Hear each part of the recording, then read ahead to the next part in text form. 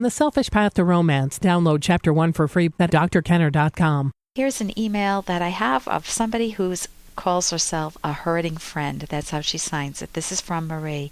See what you think about this. Hello, Dr. Kenner. I had a fallout with my close friend Sarah of 2 years, and she's disappeared from my life.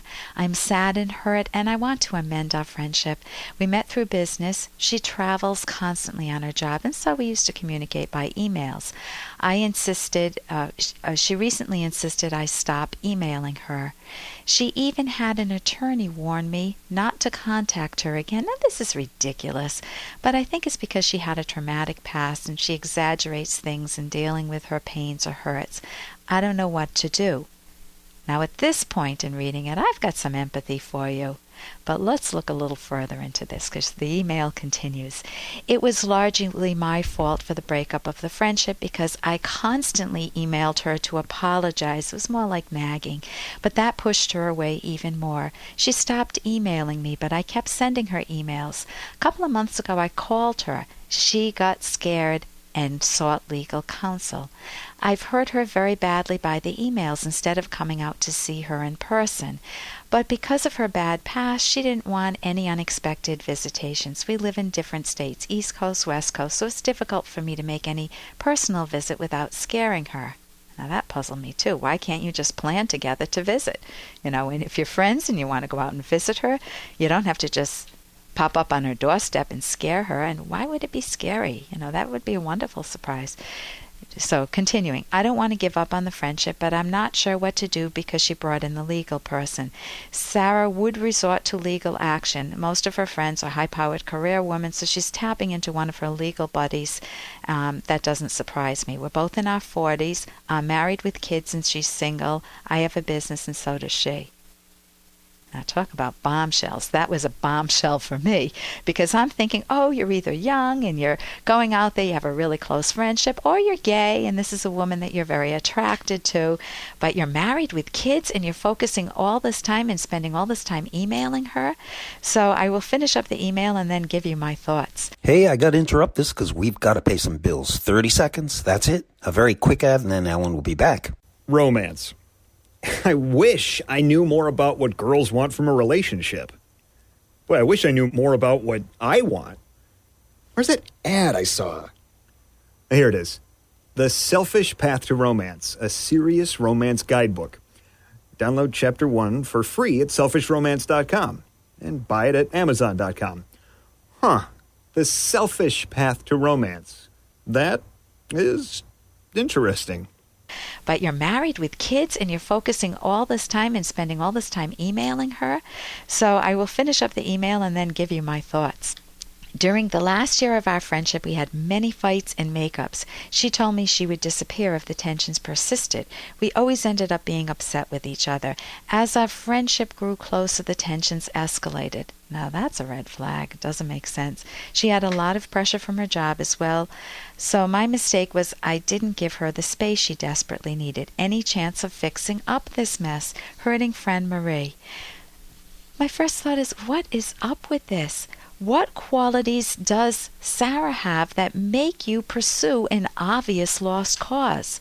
Or what losses are you experiencing, maybe from your past, it may resonate with your past, that put you on hot pursuit of a rejecting friend, ex-friend, rather than just letting go? Is there some guilt in this? Some people need to pursue the person hotly just so they can feel like the person will that they will accept the apology and then they feel mended within themselves.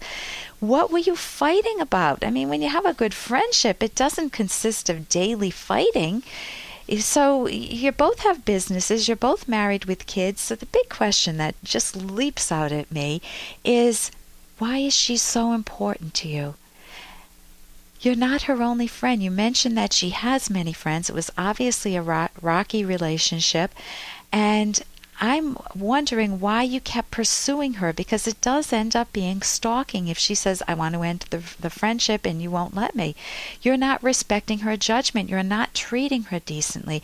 And you've gotten into a pattern that I see, and many therapists see this, or almost all therapists see this. It's called a distancer-pursuer pattern.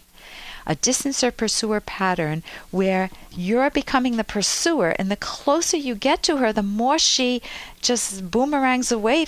Not boomerangs, but she just lurches away from you. She doesn't want anything to do with you, which makes you want to pursue her more, so you come even closer to her, which makes her shove you away more psychologically. And when you get into that pattern, the best thing to do is back off. You need to back off. You need to recognize, take seriously what she says, respect her mind, identify your own issues, go into therapy if you have to. I think all this time that you've spent emailing her and trying to pursue her maybe should be spent with your hubby, rebuilding the relationship with him. You're not even talking about him. Or spending more time with your kids, assuming they're still younger. But it should be focused there, or developing new friendships. So you have no choice. Let it go. Figure out what you say to yourself about you that makes you on hot pursuit of her. Figure out what's going on in your marriage. Why do you need the emotional intimacy from this friend rather than your hubby and a single friend?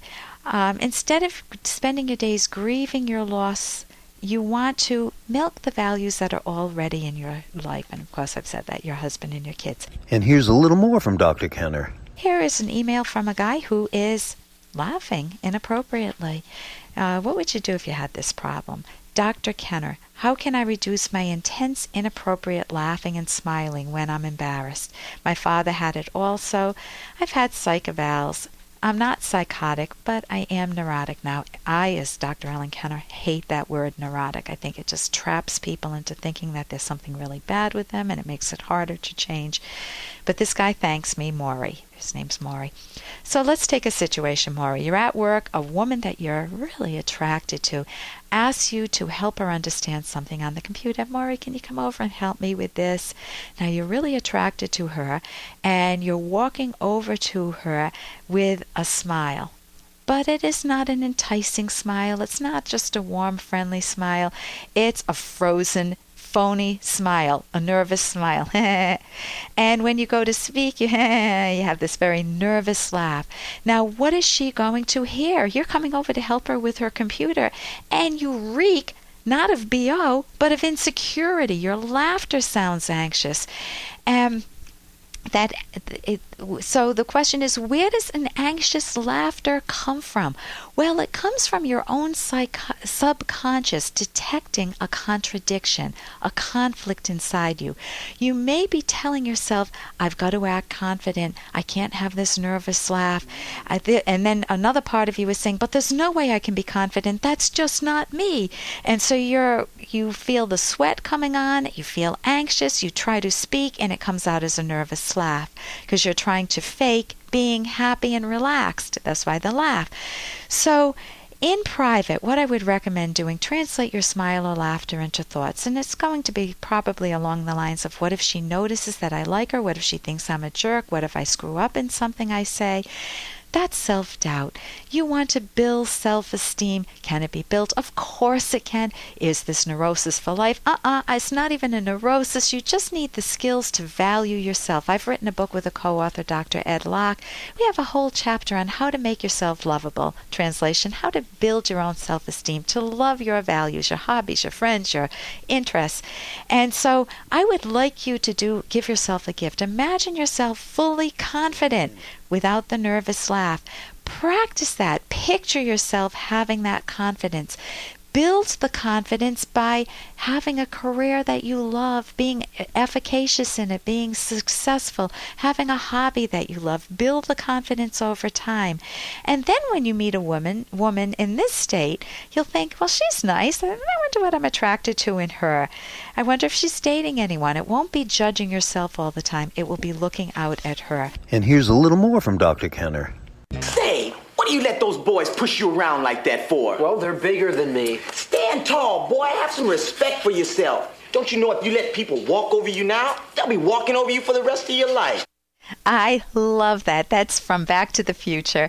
And, of course, the wimp there was George McFly, and he ends up not being a wimp at the end. So you want to do that in your own life. Think of areas where you feel like a wimp. Internally, you feel like a coward, if it's with your in-laws or your parents or your kids or with your partner or a coworker. think of those situations where you feel like a wimp and try to figure out, what could I say that would break through this cycle? How could I speak my own mind? You can rehearse it. You can even practice it privately in the car, what you want to say to the person.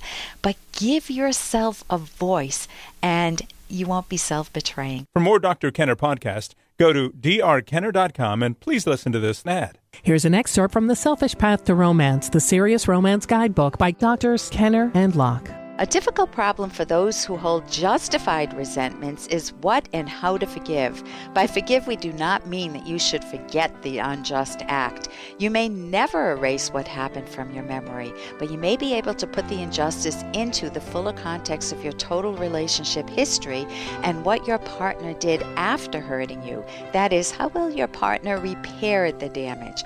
Forgiveness also means moving forward. Do not hold a past injustice against your partner as a chronic, grating irritant, provided you've sufficiently resolved the problem.